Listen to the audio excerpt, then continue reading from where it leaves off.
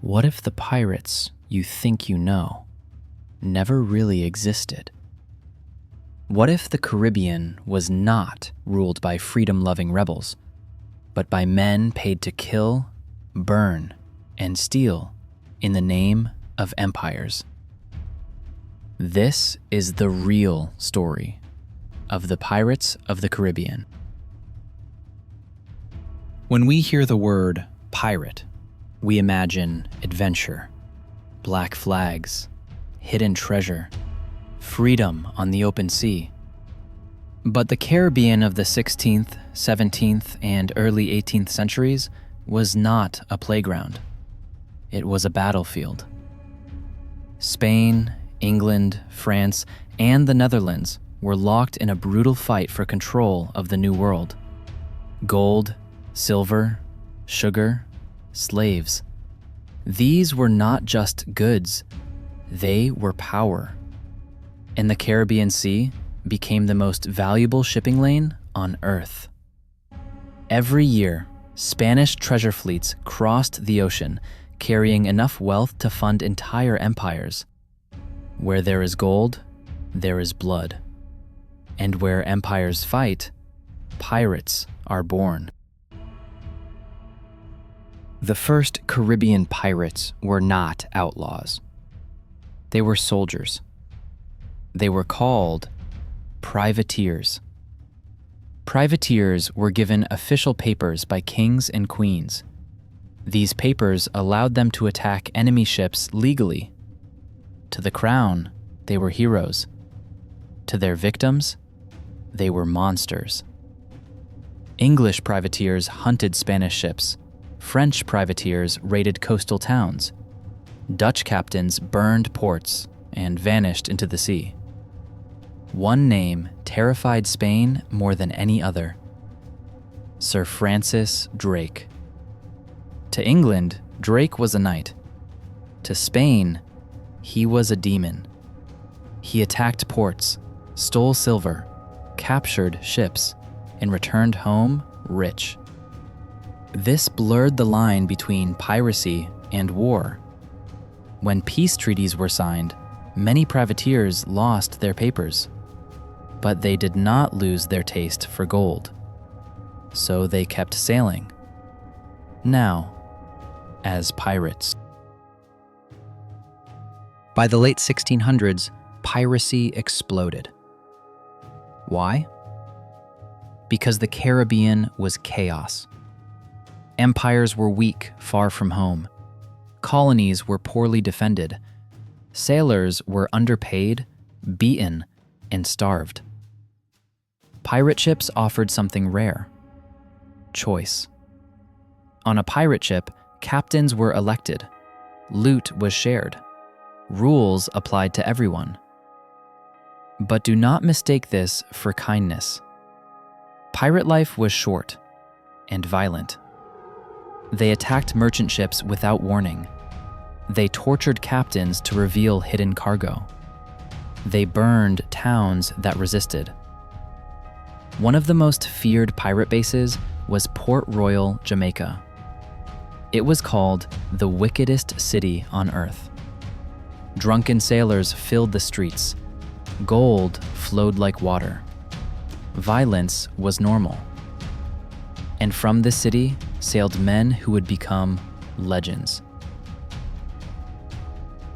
Forget the movies. The real pirates were darker. Take Henry Morgan. Morgan led massive attacks on Spanish cities. He burned Panama City to the ground. Thousands died. Yet, he was later knighted by England. Or Edward Teach. You know him as Blackbeard. Blackbeard tied slow-burning fuses into his beard. Smoke surrounded his face in battle. He wanted his enemies to believe he was the devil. Often, he won without firing a shot. Fear was his weapon. But Blackbeard did not live long. In 1718, British soldiers hunted him down. His body was cut apart. His head was displayed as a warning. Then there was Bonny and Mary Read. Two women who fought as pirates in a world ruled by men. They wore men's clothes in battle. They killed without mercy. Captured and sentenced to death, both survived longer than their crew. History remembers their names, but not their victims. Pirate life was not freedom. It was survival. Ships were crowded, food spoiled quickly, disease spread fast. Injuries meant death. Pirates used crude tools. Rum replaced medicine. Amputations were common. They lived knowing every sail on the horizon could mean the end. Yet many sailors still chose piracy. Why? Because merchant ships were worse. Captains beat crews. Pay was stolen. Death was slow.